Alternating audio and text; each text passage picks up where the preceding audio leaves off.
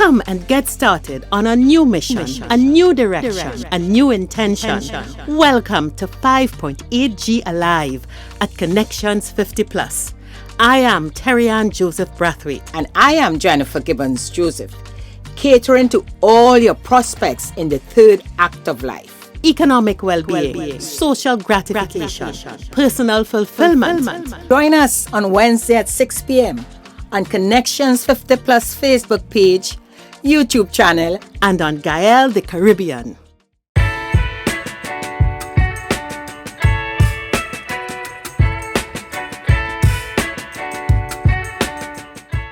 Good evening, everyone, and welcome to Connections 50 Plus 5.8G Alive Show. I am Jennifer Gibbons Joseph, one of the co-creators of Connections 50 Plus. And as usual, with me on this show is my colleague. Hello, everyone. Good evening. We are into the new year. I am Terry-Ann Joseph Brathwaite. Happy to be in 2024, as I said last week.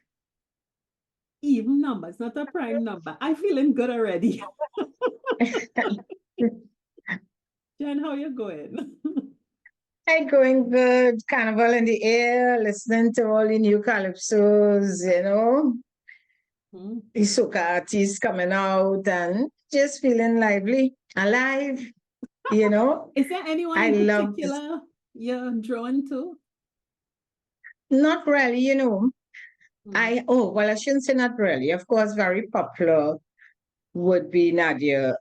Yes, The market basket. Yeah, because I hear that every day. And when I'm flipping, you see, I love how she market herself too. Really, really nice, professional, and effective. So you can't help but, it's a beautiful tune, but it's being played so often, and with her changing the different outfits as she's singing, it is fantastic. So I would say that's my choice so far. Yeah. I am not too familiar with the others. No, I'm always, people laugh at me because anybody who knows me on soca knows I'm an unapologetic Marshall Montano fan. And in the last few years, I've been looking to see, all right, I know he's coming off the stage, so who is going to succeed him? And I always had my eye on Voice. But over the last 2 years, CONEC-TIONS has taken his place, and DNA, I love it, I love it, I love it. And Lauren looking for a runaway. Listen, I like Manadia, and of course I have a soft spot for Patrice, especially this year. Yes. Leave CONEC-TIONS for the road, please. Everybody else, leave the DNA on the road. Behave all yourself. But I haven't started any partying as yet, fetting as yet. I may go to one. I think my quota, if I go to 2, that's okay. So but so far it's only 1 at Target. Yeah, I'm not even feeling the vibe for it. I think I'm feeling this year will be a kind of Lyman Carnival, go to the pan yards, go watch the mass, some of the shows, not the party. I don't know. I just probably it's still early in the season. Maybe not. And I haven't taken on any Christmas decorations because, So I still have some of that Christmas spirit. It's a good thing my Christmas tree hanging up 4 years now. I didn't put up a single decoration. I didn't do that much, so it's not too difficult, but I still have some of that Christmas spirit with me. Yeah? So Terry-Ann, last week at the show, we spoke about being at the muster point. And we covered how important it is, especially to that stage, that we have that muster point. And it's really for us to keep focus on this journey that we're on, and some of the critical things we have to do, and the baggage that we have to let go. And at the muster point, we're really looking for some directions. Yeah. And we did talk about us including too in the show as we go along. We have professionals coming to give some guidance, and we have asked you, the audience, to be part of the show, and by coming on and share the stories. I'm still waiting on some of these calls. Okay, so for this show, as we But move we have some along, interesting professionals lined up. So you will yes, have some very interesting programs. Yes. so we thought we will continue with the team on the master point and look at certain aspects of our lives on the third act stage where we should really, I will say, reflect, face reality. We always talk about us facing reality, be real, and discuss some real situations. And that is what we're going to talk about on this show. Okay.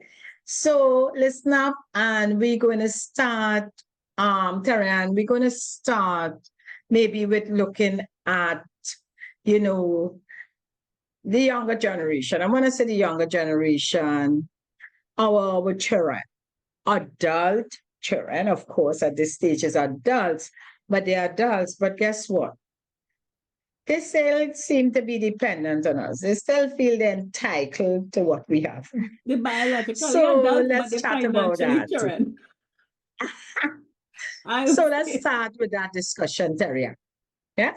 Yes, definitely. You know, Jennifer, the thing about it is, and I want to say this as an overarching, we have talked about all of these things over the last couple of years. And I think many of us fall into the pattern of talking through our problem, our issues over and over. And we always stop short of admitting to ourselves or declaring to ourselves, all right, this is the situation I'm facing. This is the decision I will make going forward. And I think very often we stop because we know because of our situation, we want to make a decision that is best for us and our child. But that decision very often would be seen by society as wrong, or you're carrying on nonsense. And therefore, whether it's shame, whether it's pride, whether it's whatever it is, we choose to continue talking around the topic Yeah. and not acting on the topic, or not making the decisions that society thinks we should make. And one of the things we want to achieve by these discussions is to say this to you. You see the decision that you make? Once you know you've considered all the options, you have to live with it. So whatever the decision is, whether it is what is seen as by society as the right thing to do, Yeah. or whether the neighbors will say a slant, or whatever it is, or whether some people will say, oh God, she heartless, or he heartless. Whatever that decision is, our view of this master point is that having taken a decision, we own in it. And we are not going to be deterred by what people think or what, because we big, we have sense, and in our discussions, what we want to do is put oxygen in. So, yes, by our discussions, we could put oxygen into it so that when you make a decision, you could stay with it. One of the most challenging decisions in my sphere, and again, I'm going to talk about my children business, but it's something that refers to everybody. I have adult sons, and I know many people with adult daughters, adult sons. And the thing that gives us the most stress is, especially when they live under our roofs, is dealing with the sexuality of an adult in your house. The girl could stay, the boy could stay. What they're doing there, it is not it is conflicting with your values and your positions. some of us decide, all right, don't do it by me. Go by him or her and do it and give me a break. Some of us happy when I ship you away to school and I see what you're doing. I don't care. But we remain uncomfortable. We remain perturbed, and we talk about everybody else's position. I take a difficult road. I sit and I have my sons, and I've come to a position that, yeah, young men in your house, they will meet people. I have a husband who is a man too, and he have man sons. And I think there's something difficult about men confronting their boy children with how you're managing the girls and stuff like that. And very often it is left to the mother. So there are some households where that might not be the case. But you know, Jennifer, I've decided you can't put your head in your sand and leave it ambiguous. I try to make it very clear to my children where I stand. They are very different. They're very different in their stages and whatever. Mhm. And I have decided, you know, my values are based on my faith. And I understand you live in the world. And I can't tell you, no, you can't have any girlfriends. And I can't deny the fact that you're a sexual being. So you know what my compromise is? No stranger could stay in my house. No stranger could stay in my house. Which means not whoever you choose, they get to know you, but they had to get to know me. And I had to like you too. And if I don't like you, you can't stay. There are so many of us who are uncomfortable, afraid, not confronting the reality and able to have private one-on-one conversations with adult children on this topic. And my thing is, whether your decision is, listen, I don't want this here, not by me, or you make some compromise to untie your knots from whatever it is, make a decision, discuss it with your children, and be okay with it. You know? And I think the ambiguity that a lot of us live with is causing us stress. Because when things happen down the road, then everything comes out. It's about to open Tory jump out, and the Tory sometimes comes out really bad. But I am saying, decide, have a discussion, talk about what you will stand for, and if you're looking at adults in your home, they are sexual beings, they're going to have life. And what are you going to do? Make up your mind. What say you with the daughters, Jennifer? You know, interesting you're talking at Terry-Ann. And yes, we on this stage have that, I would say, hard decisions to make when we have adults children still living home with us. But when you go back, and I always look at the what happened before that is inform our decisions now. And I remember as a young person growing up, when you reach that stage, by the time I reached 21, your mother and they're ready to marry you off, because if you have a boyfriend, that relationship have to lead to marriage. Because they are saying, you know, when you meet a boyfriend, that friendship leads to sex, and sex have to lead to marriage. This was the thing I heard, right? So anytime you reach sexuality start to play among you and with whoever you with at that time, your boyfriend and girlfriend, depending on who it is, in your mind, you have to make it work.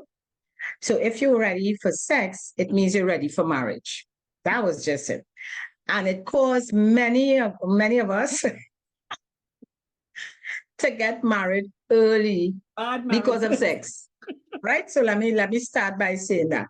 And I think that was a way now I look back as them not having to deal with this issue because they marry you off.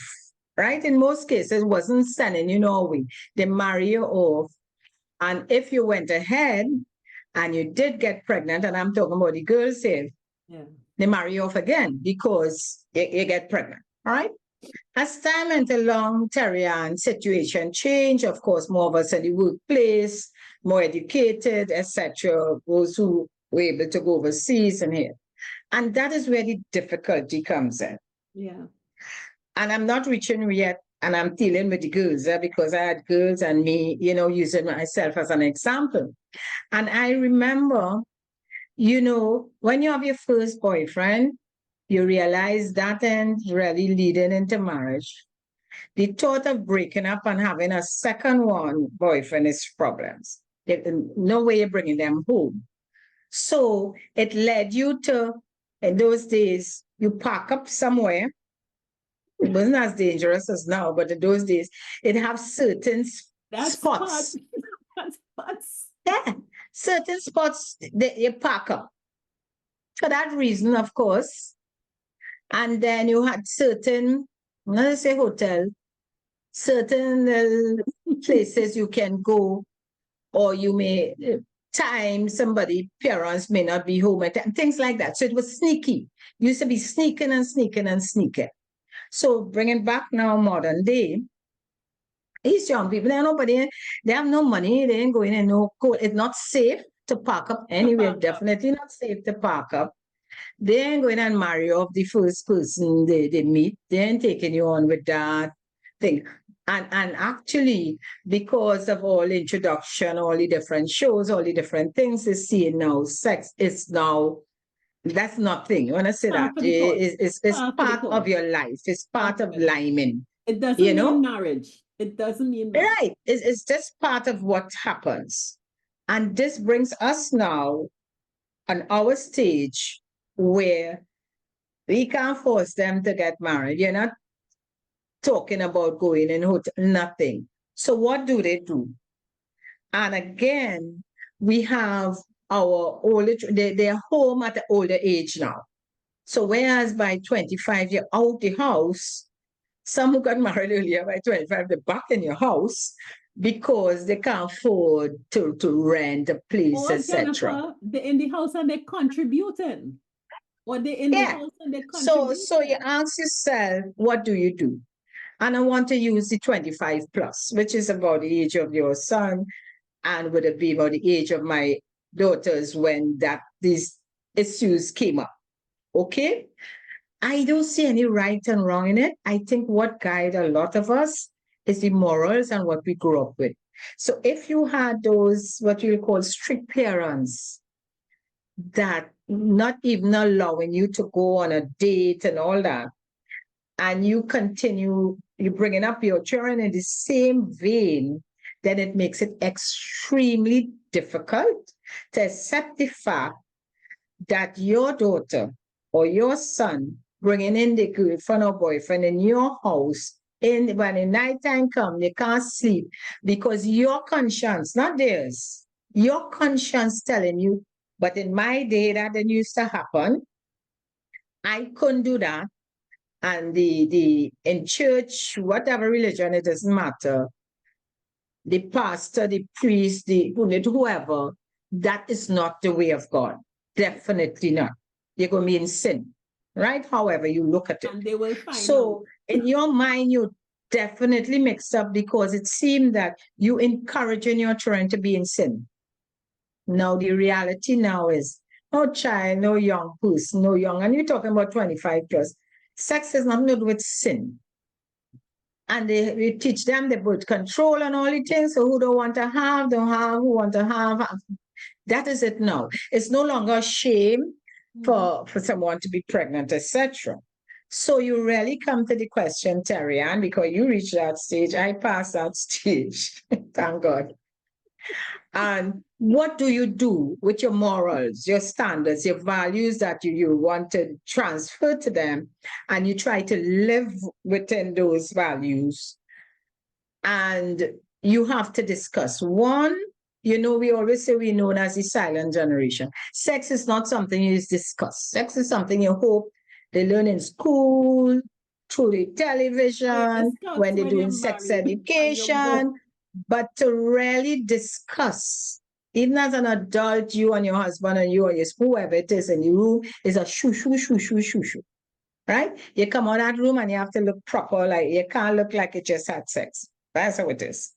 So could you imagine making the decision whether you should allow it? How did I do it, Terry-Ann? Actually, this is a discussion I had with many friends who we all was in the same stage in Lord, how we dealing with that? Some will say, you know what, girl, I make sure they have enough money, let them go in a hotel, yes? So if they're the boy child, you used to say, you know what, I understand, but look, money, make sure you're going a safe space. That's what they tell the boys. Don't park up nowhere because it's not safe. But let me play like it's not happening. So in the allowance, you have enough money to do your thing. All right? Those, like in my case with girls, understanding, I say, listen to me. I know this is the modern thing. This is my belief. This is how I grew up. I'm not going back on it. This is what I know. But remember, we have to be careful. And me telling them that at the time I was divorced. So, being divorced in a relationship and want to preach about morals and values is not an easy task, right? So the thing was, listen, let's solve the problem now. Don't bring no boy in to sleep in my house. Nothing happening in my space. All right. I don't want to be turning around and seeing nobody. So I'm not discussing moral values because I don't think I had the authority at that stage to do that. Your boyfriend and their boyfriend couldn't bounce up in the kitchen. Yeah. And you don't say that because too, again, I'm not letting any man sleep with me while they're there and all this sort of nonsense. You too have to find money or find some other way, but not in your house while the children there. That's how we grow up, right? So to solve the problem for me, Terry-Ann, it definitely may not have been the right thing to do. I'm sorry, but it helped my mind. Remember, we are talking about there's no right and wrong. We just taking responsibility for how we what will give us forward. That space, what will make us feel comfortable in our own house. So my thing is, listen, nobody's sleeping by it. Mm-hmm. Where you all sleep, where you all go, please just make sure you're safe. And then I say, go and take charge. For me, for the mothers of the boys to deal with. So my thing is, God, take charge. I can't deal with this. I have my own issues to deal with. You pray for them. And because they both had the opportunity to go overseas to study, I say, you're not there, you're not seeing, you just pray and ask for forgiveness. I'm sorry, that was my take on it. So I had nobody up to now, and it's a difficult thing, and let me say that, because now, because of the economic situation and a lot of things, your children, adult children, has to come back to live with you, and in some cases, they're not married. In some cases, they were married and separated and back with you. So let me tell you, and I'm being honest, if the situation arises now where they're at that stage in life, whether they're divorced, but they're this stage where they have their children, my house is open, which is a turnaround, I must say, from that stage you were at, Terry-Ann, to the stage I'm at now, because I have very adult children who I have grants. And if I need to open up my house for them, I don't want to say, let your husband find money and put you in a play, all these things. No, it's a different discussion. So this is my take on it. No recommendation when it comes to adult children in your house. It has to be, whatever decision, Terry-Ann, must make you comfortable with it. Yeah. You And I think, have to be comfortable with that decision. and I think, Jennifer, that's the thing with a master point. A master point is a safe place. And a lot of us are looking at those adult children, whether they are adult and just haven't left us yet, they just finishing university and they're not yet in jobs so that they could be on their own, whether they went abroad to school and they come back, whether they've lost their job and they back home with you, whether they had a relationship, it break up and they're back, and okay, that relationship is done and I'm now establishing another relationship. We are confronted by my house is a house of multiple adults with multiple partners. What is the decision-making context? And as you said, notwithstanding where your values are and where they're anchored, your home is your master point. You have to be comfortable. You have to be safe. And I think, as we said, a lot of us, we're not confronting this issue.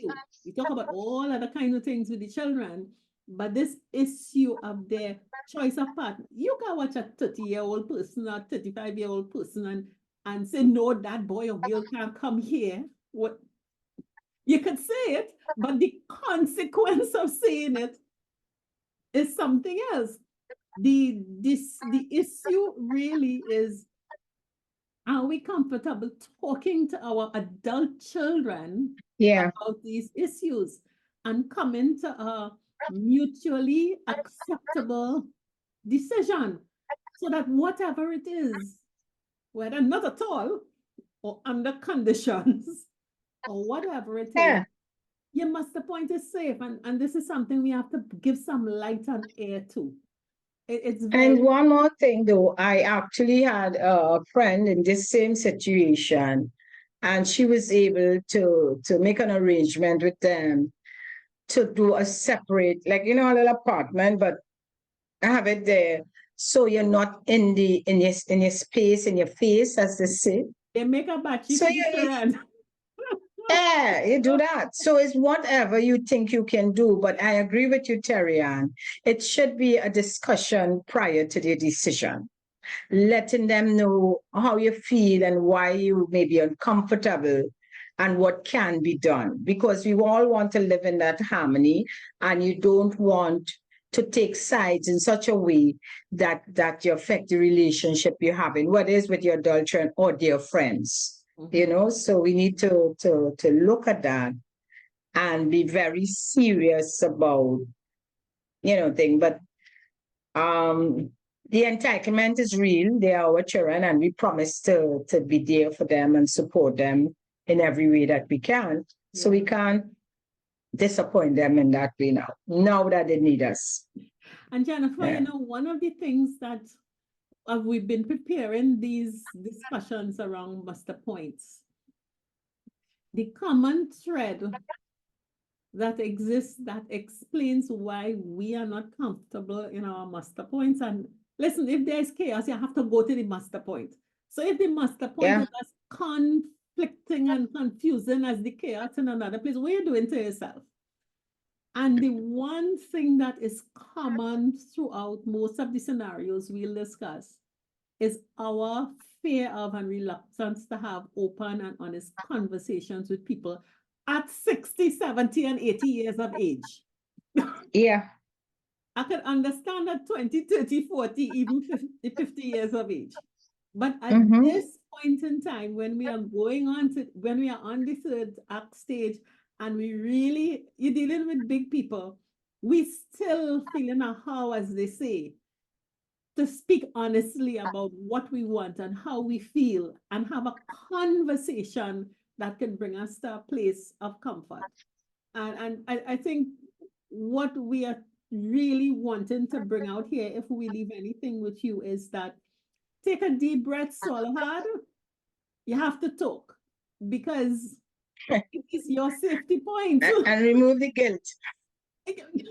Whatever the decision is, it has nothing to do with anybody but you and the person most directly affected. Third parties and their opinions don't matter right now. It is how are you going to live? And Yeah. That's one of the things we realize really has to be dealt with. So that's Yeah. issue number one that we're dealing with today. And Jennifer will really be able to deal with just two issues today because the next issue Yeah. is equal. What we thought that looking at Terry-Ann, again, decisions like that drains our energy. And you mentioned it. Getting to a master point that is chaotic, that's not a master point. As we know, a master point is where you go and it's clear. You know, it's a safe space that when you move out of there, this is a point where you're going to be kept safe. Safe. So when you leave the master point, you're no longer in danger. This is what it's supposed to be, right? But when we think and you bring it back to us being on the third act stage, the energy, I always talk about energy. How do you direct that energy? All right? And that is where I see a lot of conflict. You're not too sure with that decision making. We just spoke about adult children and all that. And if we spent all our energy worrying, and being guilty, and oh gosh, the whoever they choose is not the right one, and next thing they come in your house. By the time you finish, you could hardly make a decision that will be beneficial to everybody. You're making a decision based on judgment, based on your experiences, and not on the current situation. All right. So I want to talk, Terry-Ann, about our decision making at this stage, because we come and you all know, all of you all, our audience that listening, we speak on these matters a lot, and we have experts coming in to chat on it. But they have so many different aspects and angles of the situation that we are never able to cover all. So we pull in these issues that seem to be, as I say, festering more than others. And that is that decision making at this stage, Terry-Ann, where we reach and we feel we have the skill, we have the talent, we still have a lot to give. We still see where we can do something to earn an extra income or to help people or anything. And in our excitement or eagerness to do something, whether it is to continue doing an aspect of the career we were in before, whether it is to utilize our skill to help others, we still active and want to do something. And Terry-Ann, you see that decision making at that stage, from what I'm seeing, and I'm including myself in it because I have to keep reviewing, it depletes our energy and drive us in making wrong decisions. And let me explain a scenario like that.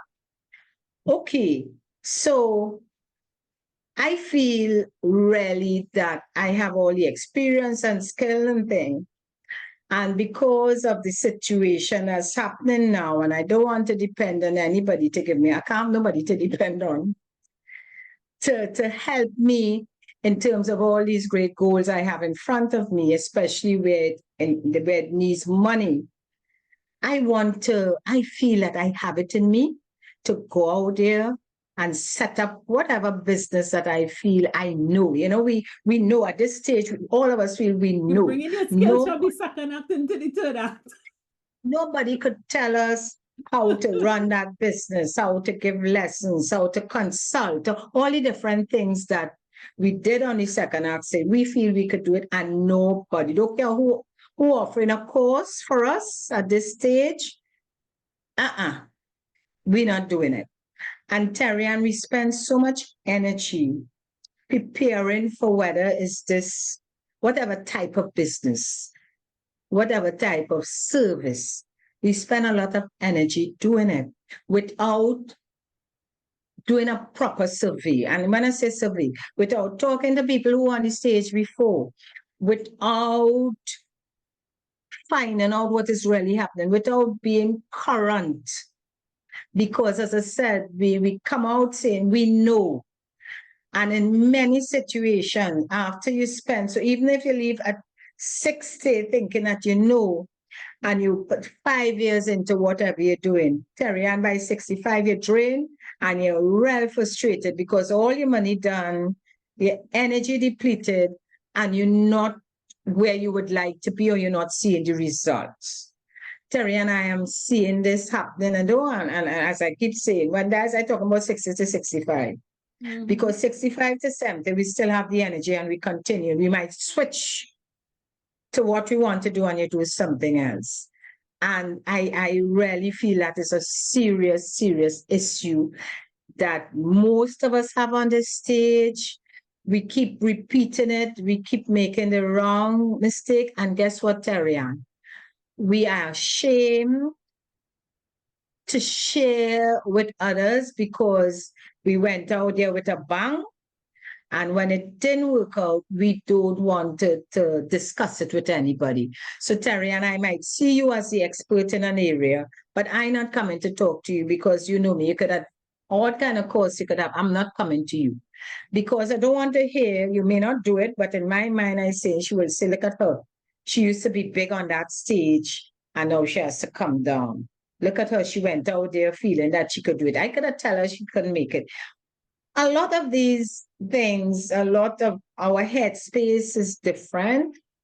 And I want to put it out there, Terry. And I am almost certain that I am correct in saying that is that a lot of the choices that we make at this stage, what we want to get into, is based on pride and how much we feel we know. And we are such a great expert that we can do it on this stage, and we not really recognizing that we're on a different stage.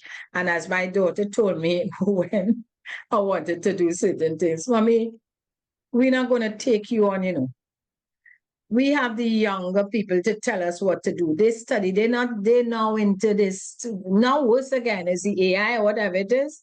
You still come in with your old ways because you feel you know better. We're not going to listen to you. So find a different path, look at something else that you could do and listen to me. Thank God I listened to her because girl, I would have been so stuck and frustrated and all my money would have been gone. So I just want to share that because it is a serious thing with us on this stage. Yeah. Right? You know, Jennifer, it really is, I think it is as heartbreaking as managing the adult children and the private lives in your house. In that we have energy, you have energy and you have limited resources. You have limited energy and you have limited resources.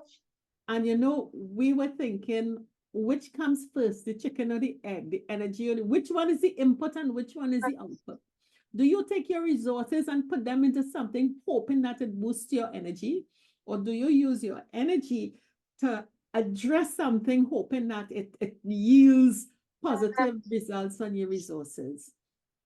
And so many of us take the decision to take your resources and put it in something, and hopefully it will land up as a project that yields resources to you, whether it's financial resources, well-being resources, or whatever it is. And we want to really suggest that that is a very short-sighted and dangerous option to take your resources, which are now fixed, limited, finite. It's your savings and your pensions, and drop it into something that you think you're familiar with. We would suggest that you start with your energy, because the energy we have now is not the energy that created those resources that we have. Therefore, if we take up those resources that were created when we had 50 times the energy we have now and throw them into something in a situation where we have 1/4 of the energy we had before, we will lose a lot of money and a lot of whatever the resources. And we are seeing so many of us diving into projects, diving into opportunities, diving into businesses, because I think we need to be doing something. We're not sure. We kind of unsettled with we're not doing anything. We talked about it last week. We are not anybody. So we have to do something. And our resources are there looking at us. And if you're making a quick decision, you're going to make it on reflex, on muscle memory, and you're going to throw it into something that you used to do or you were good at. But time has passed. The practice is different. The market is different. Unless you go back to school, retrain yourself. What we did 10 years ago, I am putting all my resources down. It's not being done the same way now. So if you are going to be entering into a project, I want to suggest, and Jennifer and I are suggesting, first take an audit of your energy. What kind of thing can you, how much hours you can handle? How much stress you can handle? Can you deal with miserable people still? What are the other energy drainers? Time, driving. Could you be on the road up and down in traffic in peak hours every day like you used to? You know, can you be bombarded with social media and can you sit in front of a computer and have all of your relationships digital? Those things drain energy, and a lot of us are making quick decisions to jump into things we're familiar with, but we do not have the same energy levels. And what we are saying is to safeguard that master point as we go forward. And if we are building something new, it's going to take about a little 5 years. Our energy not doing this, it might take, but most likely doing this. We cannot do something that requires energy that is going like this when our energy going like that. It is a waste money. Let me just reinforce what you said there. And you look at definitely the age you're getting into. Because at 60, you have at least, let's say 10 years ahead. And by the 5th year, you build up and you have time again. But when at 60, you're going into something that you have to have more energy as the years go by, because something built up like that, it's not going down. It requires you to do so much more as you go, because the type of market it will be more demanding. So you definitely have to manage your energy by doing that. What I'm doing today, and I'm getting into, and I have all my resources, put all my resources in. Would I have the energy to make it profitable? Or by the 5th year, instead of making money, I'm losing because I cannot do it. And I have to depend on hire somebody else to do it. That, for me, it is really, I see it happening. I have someone chatting with me, we're just chatting and wanting to get into a certain business, but decided they will stay in their career. They could do that until 65. And they're saying, you know what I'll do in the meanwhile? Kind of slowly get into it. And then 65, I will take. And I said, when you get 65 and you're really setting up the business, what age you plan to go to? And she said, well, I didn't plan to work beyond 70. I said, so you have 5 years to really build, because all before you was just doing a little, as they say, you do a little thing on the side, and you're hoping in 5 years when you're ready, those clients you do a little thing for still around to help you build that. That consideration, Terry, and I'm telling you, it is not easy. So I always say, now at this stage, before resources come first, But now you definitely have. Would I have enough energy to continue like that, build a business? Or some of us like to think that we could pass it on. I know that.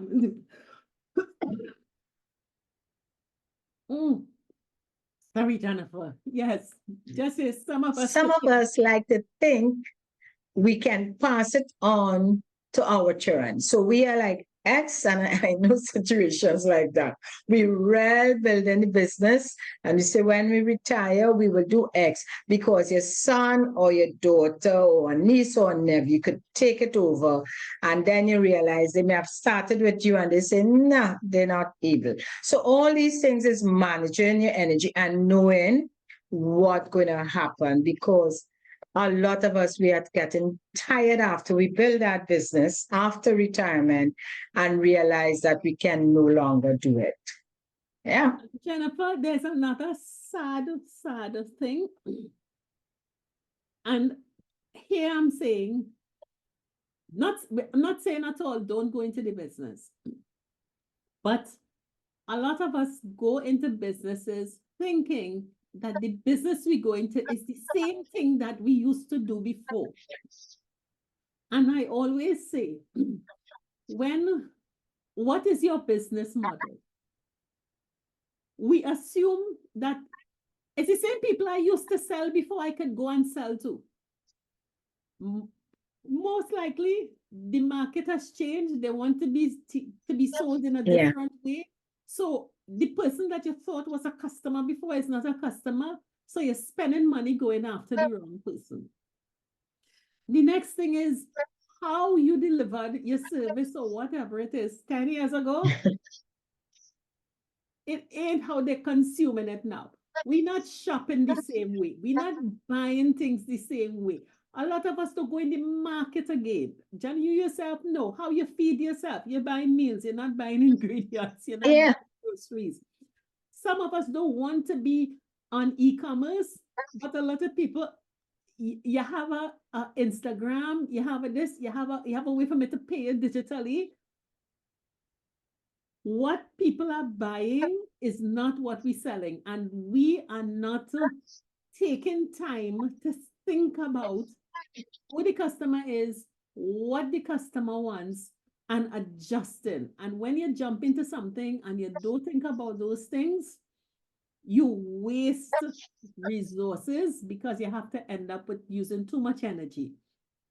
And the most important thing is, even though we know for sure what we're going to sell, and we know for sure who we're going to sell it to, we totally underestimate the effort it takes to convert, to make the product or deliver the service to the person. We don't measure how demanding the customer is again. Yeah.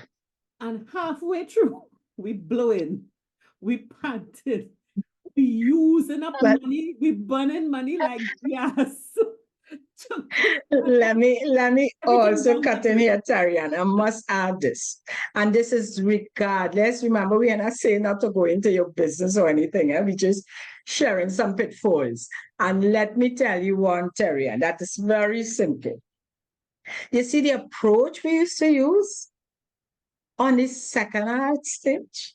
The nice, polite, and I came from sales, so you have the proper thing. The approach, the start, the middle, the end, and how many times you ask the customer certain thing. Karen, it's nothing like that. And they had a little skit where they show a salesperson talking to someone and looking to sell a product, and they hand them the card and they're telling them and then somebody else come up after, a younger salesperson, and just pull out the phone and show the client, and the client just and say, well, you'll get all my information there. And it took maybe about a minute. Whereas the old school person still handing card, talking. And by the time you start to talk, the new clients, they don't have time to listen because they know. This is my website. So we have to be so conscious of that. I'll send it for you in a TikTok. Do you know what It TikTok was, is or how to when I use saw that, TikTok? I just had to laugh and I say, okay, we have to admit. And again, the clients are not your friends. It's not your age group, really, unless you're dealing with us like the 60 plus and the 50 plus. And if you don't have a product if you have a product that you're catering for people 10 years younger than you better learn their language and learn how they do things, down to how they dress, And how have they energy speak. to match. And Have energy. You can't come with no slow patient. No, you had to be. it's a different way. And I hear it sometimes with my colleagues that may say something like, oh, cool, look how so-and-so dress for work and the young people this and how they dress and this. And remember, they watching us and say, this so old school. So we have to be also aware of our language and learn the language and the culture of whichever market you are in. It makes a difference. Yeah. We say as you go forward, yes, we have to have something to do. We have the energy, we have the ideas, we have the vitality, but just pause and don't grab your resources, be it your house, land, your money, your whatever it is. Don't say, yeah, I have money, I could go into that. We can invest in that. We're making an investment. Huh? If you're investing in something, make sure investment is a long-term thing. Make sure you have the energy to go the distance with it. Make sure that you understand who you're Yeah. talking to. And a lot of us want to use our wisdom to guide and help those unfortunate ones who come in behind us. Those unfortunate ones, well happy with where they are. They're Yeah. going good. And we come in to interfere with them. All I'm saying is, if you've decided this is what you're going to do, you're going to invest your resources in some field that, especially your client, is not in your age group, doesn't recreate and entertain themselves how you entertain yourself, doesn't Yes. have sleeping and waking hours that are in alignment with you. It means that as you go about building that business, you're not going to be in sync with your clients. You're not going to be talking the same language. And you would be spending more resources trying to keep up, catch up. And so the resource base going to be depleted, your energy going to be depleted.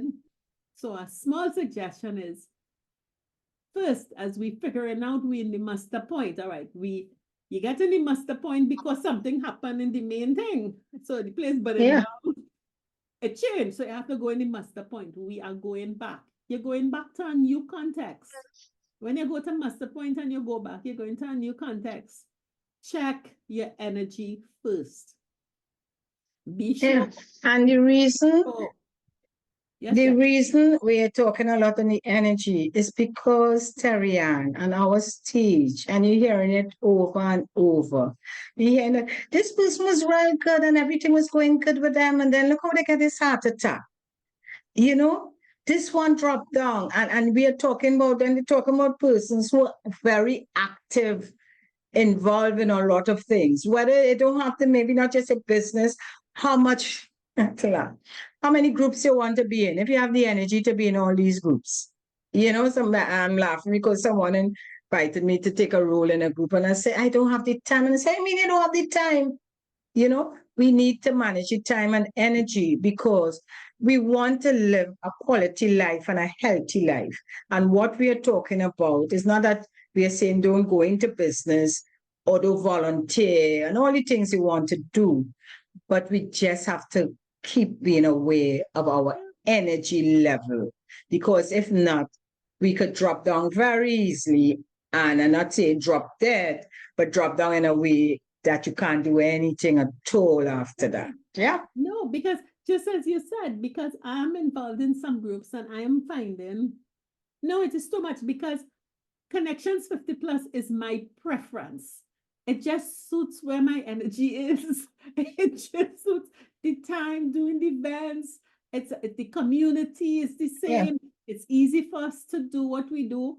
But I am involved some of the things in my life that just are not at the same level. And when I sat down and I did the audit, there are some boards that I sit on, and I just said, why are you there?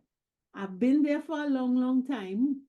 I believe that there is no incremental benefit to be. Yes, there is benefit. It's not that you're redundant or whatever it is, but the kind of impact you want to make, I don't Yeah. have the energy to continue doing that. It is time to get other people to do it. So I've made a decision that some people will look at and say, but how you could do that? That diminishes prestige. That diminishes this and that. But I am being very, very honest. That's depleting energy.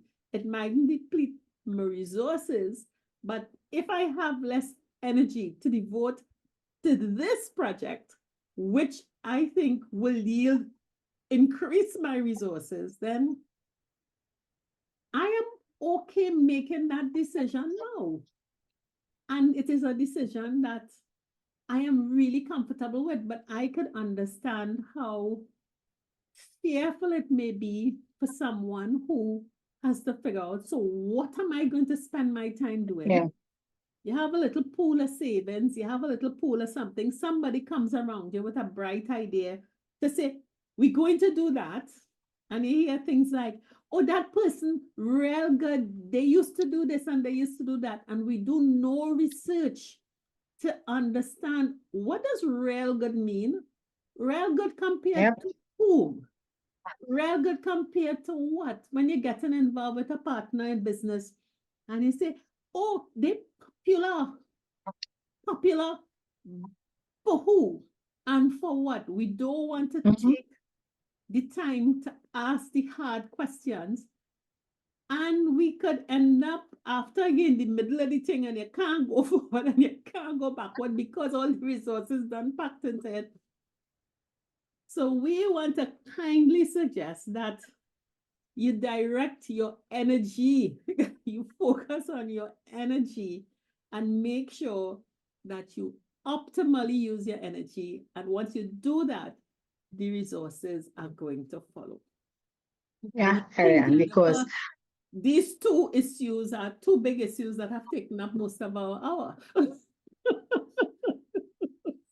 yeah, I understand. It just reminded me in my, when I did as a energy leadership practitioner, they always tell you to, your body is an energy system.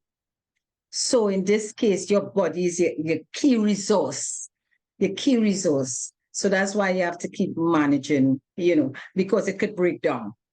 Yeah. Absolutely. So we really hope you all had a good time.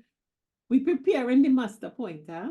So we clearing a space to make sure that we can leave the fidgeters and the fidgeties and the discomforts when we're in the master point. So when we're ready to roll off, we are fine. And I think these two issues, dealing with the adult Yeah. children, the sexuality, and how we direct our energy so that we can really maximize our resources are critical if we're really honest. Jennifer, you think we're going to get a lot of feedback from our viewers?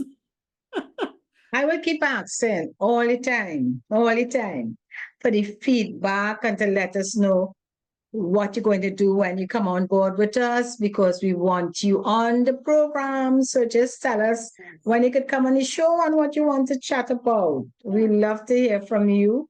And it's only with the feedback. Again, this is a different time, Yeah. So we're doing things differently and we want you to come on board with us.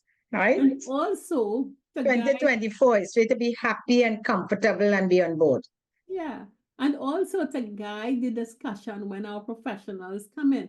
If we've talked about something that really touches a nerve with you, really touches a nerve, send us a note, drop us a line. Remember, email us at connections50plus@gmail.com or send a WhatsApp message to Jennifer or to me And Yeah. tell us, you see that point you all talked about? No, I want to drill down into that because that really, Yes. really affects me. And we're going to make sure that when our professionals come on to talk, they talk more about it because we have to be ready for this muster point. So Yeah. continue having a great time in this even number year. It's not a prime number year. I have Jennifer drop her baggage, but I'm having fun this year. And we'll see you next week. So take Okay. Bye. care. 50 Plus Tribe and follow us from Trinidad and Tobago and the Caribbean. Thank you for joining us on this Connections 50 Plus 5.8G Alive show. We hope you enjoyed the lively conversation and look forward to seeing you next week. Don't forget to like our Facebook page and subscribe to our YouTube channel. We really love getting your feedback. Bye Bye for now.